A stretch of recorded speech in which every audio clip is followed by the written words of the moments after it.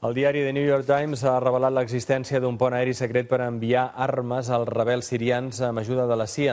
Alguns dels governs que hi estarien implicats, Qatar, Jordània o Croàcia, ho neguen.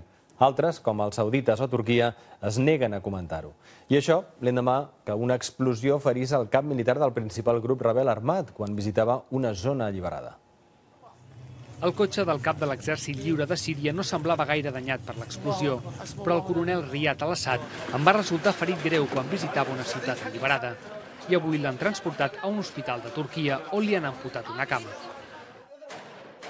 Des dels barris que controlen a Damasc, els rebels han atacat al centre amb foc de morter. Alguns obusos han caigut prop de l'hotel on s'allotja el personal de l'ONU i aquesta ha decidit evacuar la meitat del centenar d'estrangers que hi té destinats.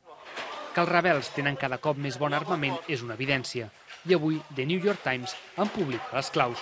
Un pont aeri secret muntat per Qatar i l'Aràbia Saudita. Segons el diari nord-americà, els dos primers avions carregats d'armes van arribar a Istanbul al gener del 2012. A l'octubre els vols es van fer gairebé diaris i es van concentrar en un aeroport prop d'Ankara. La majoria provenien de Qatar, els altres de l'Aràbia Saudita. Però una tercera ruta comença a Croàcia, on els saudites compren armes sobrants de les guerres balcàniques i acaben a Jordània. En total, es calculen uns 160 vols i unes 3.500 tones de material bèl·lic. La CIA hauria ajudat a trobar les armes i aconsellar sobre quins són els grups rebels més idonis per rebre-les, i el govern turc hauria supervisat l'operació.